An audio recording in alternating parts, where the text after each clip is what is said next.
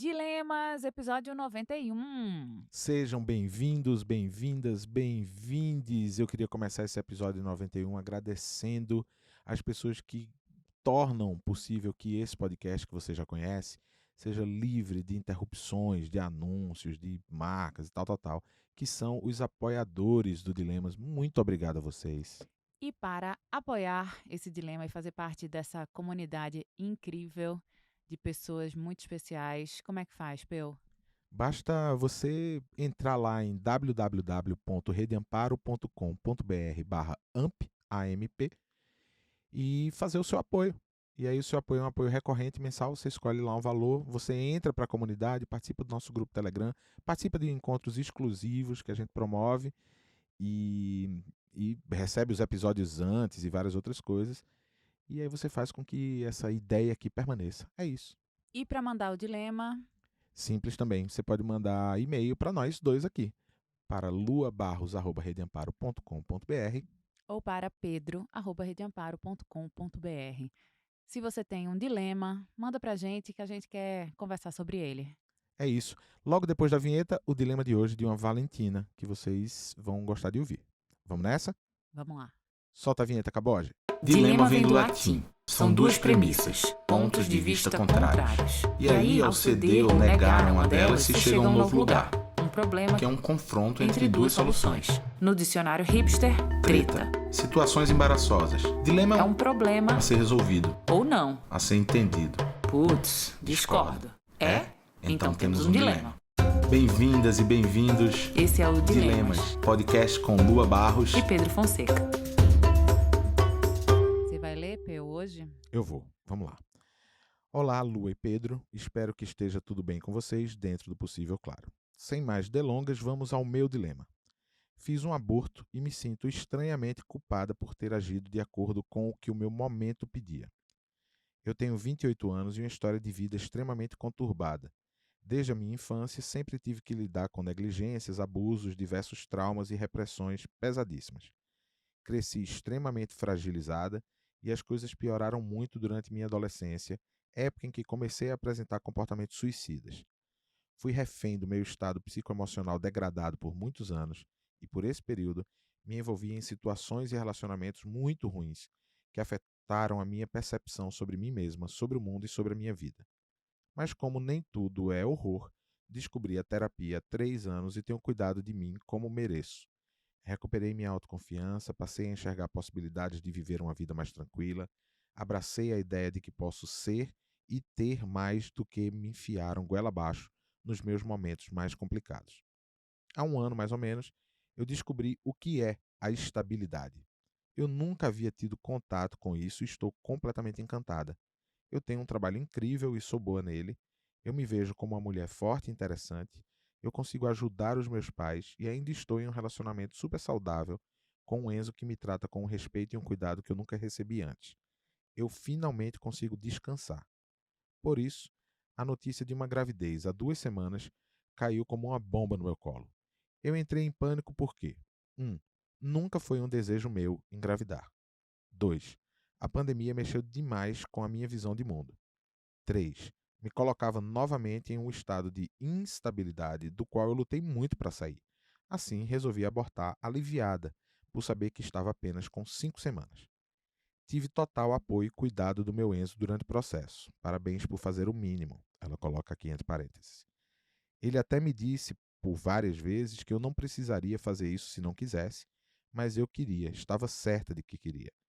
Acontece que, passado o procedimento, agora eu sinto que talvez eu tenha sido egoísta, por querer ter a vida que sempre quis, por querer seguir um determinado roteiro que eu nunca achei que mereceria e agora é palpável. Por que eu me sinto mal por priorizar o meu bem-estar psicológico e emocional? Por que eu sinto que era uma obrigação aceitar essa oportunidade que o universo me deu? Por que eu me culpo por querer ter controle total sobre a minha vida e o meu corpo? Querer ser minha pela primeira vez deveria ser um fardo? Espero que vocês leiam e me ajudem. Beijo grande, Luz, Valentina. Tô ligado que quando tem uns dilemas assim, que você pega pra ler, é pra eu começar a falar né? Lógico. É tudo pensado mesmo, assim, eu leio porque sei que você vai ter que destravar o diálogo aqui da gente. Inclusive, é até bom ressaltar isso para as pessoas. O Dilemas é um podcast que jamais teve roteiro. Não tem roteiro, gente. Inclusive, sobre esse dilema especificamente, eu tô lendo ele pela primeira vez agora. Sim. É a primeira vez. Tô lendo aqui e tô. Esse e-mail não veio para mim, inclusive. Eu tô vendo aqui que eu tô com o computador de Lua no colo. Esse é o e-mail que a Valentina mandou somente para Lua, não me copiou. Então, assim, realmente é a primeira vez que eu tô lendo e é assim que a gente costuma gravar. E é por isso, inclusive, que muitos dos diálogos que acontecem aqui, a maioria absoluta deles, eu diria, eles são diálogos que não vêm com nenhum tipo de ideia preconcebida. Não vem com nenhum tipo de visão que a gente fala, sobre aquele tópico eu vou tratar de tal maneira, eu vou cuidar, vou falar disso. Não. A gente escolheu fazer o Dilemas nesse formato para que seja a nossa primeira conversa sobre um tema que nos chega. E é o caso desse dilema dessa Valentina, super delicado. É a primeira vez que eu tô lendo, a primeira vez que a gente tá ouvindo juntos, e agora a gente vai começar essa conversa com ele. É assim que funciona, né? Mas sim, várias vezes eu peço para ler os dilemas quando eu vejo que eles precisam, talvez, que você comece para destravar o diálogo, porque eu olho e fico de mãos atadas e boca fechadinha. Eu queria dar um abraço nessa Valentina, muito forte, muito apertada. Primeiro porque acho o dilema absolutamente corajoso. E essa coragem ela precisa ser percebida para a gente conseguir reverenciá-la. E segundo, porque assim, de forma muito simples e muito direta, você está sentindo tudo isso, Valentina, porque assim foi desenhado pelo patriarcado, né? Sem muitos floreios, é isso.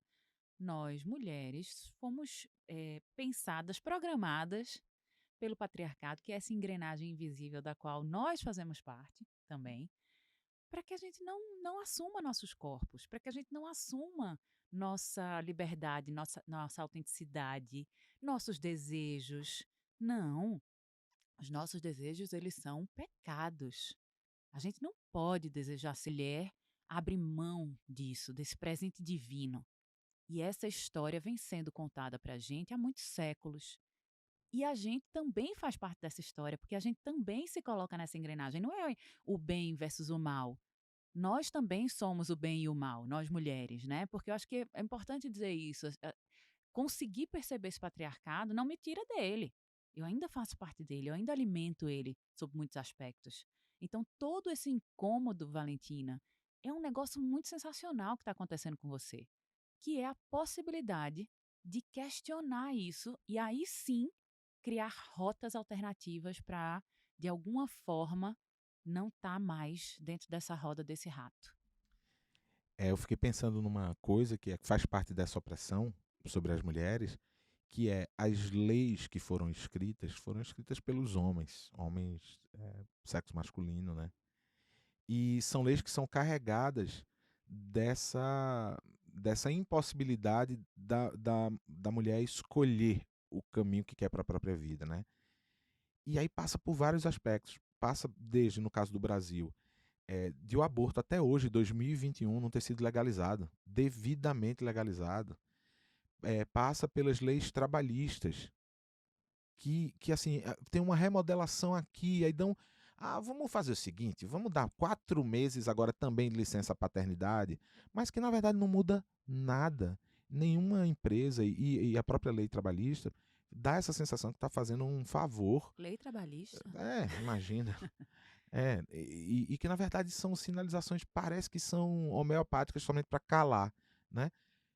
Mas a gente está muito longe porque essas leis foram escritas por esses homens e elas são um malefício geral. De classe, já são um malefício geral. E no caso de gênero, elas são para as mulheres uma chancela dessa opressão, que é sobre tudo isso. Assim, primeiro tem essa idealização da maternidade.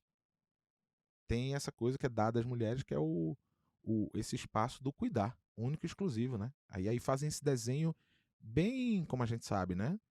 Que as religiões trazem bem essa mãe quase como uma entidade divina que amamenta, que gesta, que amamenta, que não sei o que, É como a se representação de Maria, né? essa fantasia, tal, tal, tal, mas que na verdade simplesmente é uma narrativa para deixar vocês, mulheres, nesse lugar de quem não pode escolher o seu caminho. Então, quando eu leio esse meio, me vem assim, caralho, como é que em 2021 a gente não tem uma lei que que ela uma lei que Garanta a liberdade ah, dos corpos, né, Peu? é, assim, eu não quero ter esse filho. Eu vou num lugar seguro para abortar, assim, não, sabe? Eu quero voltar a trabalhar o mais rápido possível. Eu não quero perder o meu cargo, ou eu não quero perder o meu espaço profissional, se a gente estiver falando com pessoas que não estão dentro de empresas, sabe? Cadê o Estado? Cadê as creches? Sabe? E aí a gente tá falando das mulheres, a gente tá falando dos núcleos familiares, mas a gente tá falando da sociedade. Sim. E aí cria-se esse descompasso que é muito espaço para que os homens vivam esse tipo de coisa, porque você não vê um homem mandando e-mail pra gente dizendo assim: você não sabe, eu tava aqui numa tomada de decisão. O homem não tem que tomar decisão sobre o aborto. Olha só isso. Quando ela fala e ela ironiza, quando ela diz assim: parabéns por fazer o mínimo pro Enzo, é meio isso. É assim, a gente não, o corpo não é da gente, assim, a gente não, Não, e nesse caso, se ele diz assim: "Não, eu quero ter esse filho", a gente também diz assim: "Ah, porque não é você que vai gestar, não é você que o peito vai rachar, não é você que vai perder a licença maternidade, não é você que vai". Então, assim, realmente para o homem é um lugar esquisito esse sobre opinar ou não, sim, pelo aborto da companheira, sim, né. Assim, ao mesmo tempo, quando ele diz: "Não, então é isso mesmo, vamos", pode ficar um lugar esquisito mesmo, assim, "Porra, que escroto, velho, não quer assumir essa história comigo". Então, mais uma vez, é uma responsabilidade que é colocada no colo da mulher, de fato. sim, você toma a decisão e a decisão que você tomar eu tô com você, É. né? Que é isso, assim, porra, não faz mais que sua obrigação, mas ao mesmo tempo é um incômodo, porque eu precisava de alguém para dividir isso comigo, Sim. né, para colocar isso numa balança. Cara, essa questão, esse dilema, ele me toca tanto, Peu, porque, assim, essa questão do aborto, né, por não ser legalizado, gera essa culpa. Já existe a culpa, anyway, né, mas a não legalização aumenta essa carga dessa culpa que não consegue ser digerida. E aí vem os compara só que ao mesmo tempo, né, as mulheres elas estão sendo mortas. As crianças estão perdendo seus pais, suas mães, assim, o Covid deixou um número de órfãos gigantesco e o Estado não cuida dessas crianças. O Estado não cuida das mulheres. Veja a Kathleen que foi assassinada, 24 anos, com um bebê na barriga. E aí há uma comoção porque uma mãe e um bebê foram assassinados. Mas essa mesma sociedade que se comove não apoia, não sustenta, não ampara quando essa mulher, que é uma mulher preta, tem esse bebê e não tem com quem deixar o bebê. Então, assim, é feito para dar errado. A maternidade, apesar de ser esse espaço de transformação, e eu defendo muitíssimo esse espaço, porque eu me transformei demais a partir dele, se eu olhar só sob minha perspectiva, aí sim eu estou sendo egoísta. O egoísmo está em achar que a maternidade é a minha lente. Não é. Isso é uma coisa boa pra gente levantar aqui, porque imagina, chega um e-mail desse pra gente, de uma mulher que delimita esse espaço, né? Que diz assim, não, eu nunca pensei em engravidar. E aí pode ser que algumas pessoas que ouçam a gente, que sabem que a gente tem 4 filhos, não sei o quê, que haja um conflito aqui. E não há, Jamais. não há. Assim, a gente verdadeiramente não deseja que a vida da gente seja uma pauta para a vida das outras pessoas. A gente não faz uma recomendação para que. Não. Inclusive, esse assunto, quando nos circula, é um lugar que a gente sempre fala com muita tranquilidade, né, amor? Que assim, minha gente, tá tudo bem uma mulher não querer engravidar e não querer ter filhos. Tá tudo bem uma família não querer ter filhos e seguir só os outros. Tá tudo bem. Há nesse âmbito, há um lembrete que a gente precisa fazer é que crianças fazem parte da sociedade. Então, se você escolhe não engravidar e não ter filhos, está tudo certo. Você vai lidar com crianças. Ainda assim, as Ainda crianças assim, precisam ser sua responsabilidade, porque né? elas estão na sociedade. Sim, Mas, quanto a esse direito do indivíduo, não há o que questionar. Você não quer perfeito. engravidar. E eu estou trazendo isso porque quando ela fala dos pontos dela que ela pensou nesse aborto, eu acho que eles se relacionam muito diretamente ao que ela sente depois que ela traz como pergunta, especificamente das coisas da culpa que ela demonstra tão fortemente, né? Porque ela diz, que nunca foi desejo dela engravidar. Dois, que a pandemia mexeu demais com a visão dela de mundo. E 3, que esse assunto da gravidez colocava, de novo, ela num estado de instabilidade que ela tinha lutado muito para sair. Então veja, aqui tem decisões tomadas, tem uma escolha de vida que você fez, Valentina, que ninguém está aqui para questionar. Precisam ser legítimas para você. E eu, particularmente, olho para elas e acho de uma lucidez tão grande. Porque por essa falta de ferramentas mesmo para a gente racionalizar o que significa a chegada de um filho, a gente acha que a gente precisa embarcar nessa. Ah, não, se eu engravidei, então é minha responsabilidade, né? Porque tem vozes que ainda dizem assim: ah, não, mas não foi bom abrir a perna? Tem Tem essas coisas vozes horríveis. tem É. vozes que ecoam pra gente: "Ah, mas na hora de gozar eu gostei, né, então agora eu preciso", como se filho fosse castigo. Pois é, a gente precisa inverter essa lógica urgente. E é por isso que o aborto precisa ser legalizado. Porque é um passo fundamental para que as mulheres façam essa escolha, não regidas nem pela estrutura que o patriarcado traz até aqui, nem pelo que a sociedade contemporânea, que na verdade não é a sociedade hoje no Brasil, que a gente vive é uma caricatura desorganizada de algo parecido com o que podia ser uma sociedade, mas que cobra isso, né? Não é muito absurdo para vocês, eh, no ano de 2021, a gente vê pessoas que manifestam o fato de que o aborto não devia ser legalizado porque é uma vida e Deus e a glória de engravidar. Para vocês isso não soa absurdo, não? Vamos fazer um minuto aqui de reflexão racional. Lembra dessas vozes de pessoas falando que filhos são uma dádiva divina, que é um absurdo interromper uma vida. Pensa no quanto isso é violento com quem faz a escolha de não engravidar e de não ter filhos. Vamos pensar nisso. Ou de quem tem 2 filhos e não quer ter mais nenhum. Ou de quem já teve um e disse assim: não, a maternidade para mim foi uma dor, eu não quero mais. Qualquer circunstância. Quem essas pessoas pensam que são para dizer se você deve ou não ter um filho? E aí cria-se uma falsa simetria para observar isso, que é assim: "Mas tem tanta mulher que não consegue engravidar. E você aí engravidou, você tem um companheiro, você já conquistou a estabilidade que você mesma batalhou tanto, por que você não vai ter esse filho?". Isso é uma falsa simetria, né. Falsa simetria e é uma falta de bom senso, inclusive, de quem consegue falar isso em voz alta sem sentir muita vergonha do que está falando, porque basta apenas que a outra pessoa, a interlocutora, diga assim: não, eu tenho mesmo um Enzo muito bacana, tenho uma vida estável, não sei o quê, mas eu não quero ser mãe. Eu não quero. Ponto, acabou. É. Não quer, não quer. Direitos garantidos aos indivíduos. Direitos garantidos às mulheres que simplesmente não desejam ser mães. Ser mãe não é uma conquista, um pódio, algo que te transforma em uma mulher melhor. Nada disso. Nada disso. A maternidade, assim como a paternidade, em lugares muito distintos, e que também é uma coisa que a gente precisa conversar, mas isso cabe em outro dilema, ela promove a possibilidade da gente fazer uma travessia. Mas ela é uma travessia como a gente conta em outros lugares. Inclusive, a gente encontra possibilidade de travessia em tudo que a gente escolher para a vida da gente. Eu acho, Valentina, inclusive, que você já faz essa travessia na sua vida, assim, quando você consegue sair de uma história de abuso, de negligência, de abandono, e você consegue firmar o pé num ponto da sua vida que é muito bonito, onde você diz assim: eu mereço. Tantas mulheres se arrastam durante anos presas nas suas próprias dores, na narrativa de abandono que a vida tem mesmo, e não conseguem, demoram muito tempo para conseguir dizer isso que você está dizendo com tanta clareza aos 28 anos. Então, por que não validar tudo isso que você conquistou e manter tudo isso que você conquistou?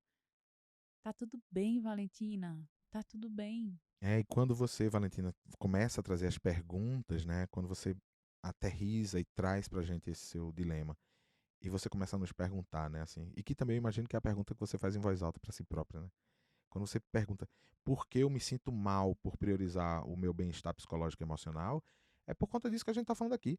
É por conta dessa opressão de querer, da sociedade, parcela dela, querer colocar as mulheres nesse lugar de tanta submissão a ponto das outras pessoas dizerem o que elas devem fazer com seus corpos, inclusive no âmbito da maternidade. Então, você, esse seu sentir mal, essa culpa vem porque o discurso é sim um discurso de impetrar uma culpa nas mulheres, sabe? Imputar e, e na culpa a gente fragiliza a outra pessoa. Sim, Então, assim, você deveria se sentir culpada mesmo por isso que você trouxe, as falsas simetrias de mulheres. Ah, mas tem tantas mulheres que conseguem engravidar. E outras tantas outras coisas são ditas, mas num lugar que é realmente para usar a culpa como uma ferramenta de te deixar vulnerável, frágil diante da sociedade. Então, por que você se sente mal? Porque, historicamente, a narrativa construída em torno da maternidade é que isso é um presente divino. Veio uma pomba. Veio uma pomba e depois veio um anjo. eu não sei se vocês É sabem, louco isso. mas por volta de 1700, né, começa a acontecer um movimento do Estado na Europa para tentar equalizar o número de nascimentos versus o número de mortes, porque até então nascia-se e morria-se com a mesma intensidade, né? E o costume dessa época na Europa feudal era as famílias têm um bebê e esse bebê imediatamente é levado para ser alimentado por uma ama de leite. E ele é devolvido para a família ali com 5 anos, com sorte, né? Se vingar, era devolvido para a família. Rapidamente essa criança ia para uma escola, ou ia para a guerra, ia para o exército, tal. Então, essa mãe, antes de 1700, ela não experienciava nenhum tipo de culpa materna por abrir mão, porque era assim que era. A partir de 1700, 1760 ali, Rousseau e mais outros filósofos e o Estado e a Igreja começam preocupados com a força do capital, né, da necessidade de mão de obra para a revolução industrial ali que vai começar a acontecer, começam a entender que, caramba, as pessoas precisam viver. Então, assim, será que se a gente deixar essas crianças junto com as mães, elas não têm mais chances de viver? É, acho que sim. E aí começa um processo que dura 2 séculos, onde igreja, Estado e filosofia começam a construir essa identidade do que é o amor materno e, consequentemente, do que é a culpa materna, para que essas mães não abram mais mão dos seus filhos, para que elas alimentem os seus filhos, para que elas deem de mamar, porque elas não davam de mamar. Então, gente, vamos prestar atenção nisso antes da gente querer romantizar a maternidade. Vamos tentar entender de onde vem isso.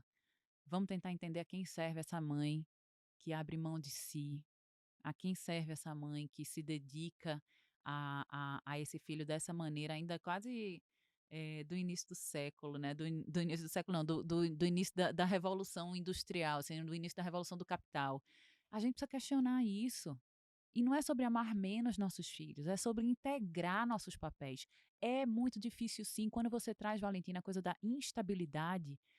Para mim é uma palavra perfeita para a definição do que é a chegada de um filho. É muito instável mesmo e eu preciso escolher se eu quero ou não botar o pé nesse mar de instabilidade. Por que eu tenho que querer isso? Para quem?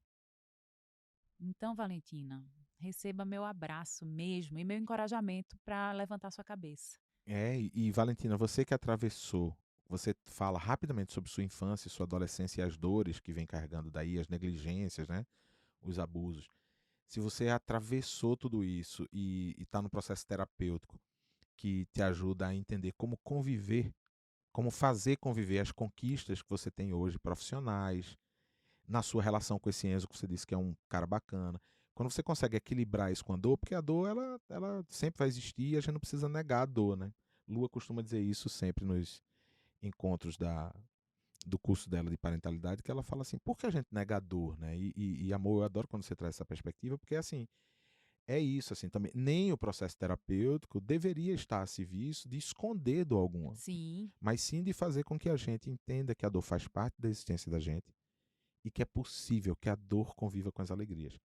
E isso deixa a gente equilibrado, né? E falando de instabilidade e de estabilidade, que é o que a Valentina traz, quando ela conquista a estabilidade emocional, deve ser apavorante para ela pensar em voltar para um ponto de instabilidade, meter o pé nesse mar de instabilidade que você traz aqui quando fala de maternidade, que é isso mesmo. A vida vira um caos. E por você já conhecer o caos e ter adoecido no caos, a sua decisão me parece muito condizente com quem você escolheu ser. Então não há o que se questionar, né? Tem um ponto, que é uma outra pergunta dela, que eu queria trazer aqui, que é uma das perguntas. Ela fala: por que eu me culpo por querer ter controle total sobre minha vida e meu corpo? E aqui, que é também um baita resumo sobre isso, de como tudo se desenhou para que a culpa viesse, né? A culpa materna ou a culpa pela não maternidade, ou seja, no fundo é a culpa pelas suas escolhas e decisões da vida, é a culpa, Sim. simplesmente te coloca em um lugar de inércia, de autoquestionamento, dizer, caramba, por que eu estou sentindo isso, né? E a minha única proposta aqui é que a gente substitua a palavra controle por autonomia, né? Ter completa autonomia sobre o seu corpo, sobre as suas decisões e tal. Controle não vai ter. Eu vou narrar um episódio que aconteceu comigo com Lua, que foi um dos episódios mais marcantes das nossas gravidezes todas, né? Que Lua, a gente foi para uma consulta com a doutora Betina, nosso amor, e já estava bem avançada nas semanas, foi na reta final, e eu acho que foi a penúltima consulta com ela. E aí teve um momento que Lua, no meio da consulta, Lua começou a ter um choro, assim, era um choro de medo. E Betina, uma sábia, né, perguntou: por que você está chorando? Você está com medo? E Lua disse: eu tô com medo. Tô com medo porque vai ser o primeiro parto natural. Eu vim de 2 cesáreas e todo mundo ficou um tempo inteiro me questionando por que eu estou me colocando nesse risco, por que eu estou colocando esse bebê nesse risco. E Betina disse: risco? Mas que risco, Lua? Você pode sair daqui do consultório e ser atropelada aqui na frente. É uma imagem duríssima, mas é uma imagem verdadeira, real e que nos acorda. É uma imagem que nos chacoalha. Controlar, Valentina, a gente não controla nada. Nada. Controlar o corpo, os passos que a gente vai dar na vida, a gente não vai controlar. A gente pode ser atropelado ao sair daqui do dilema.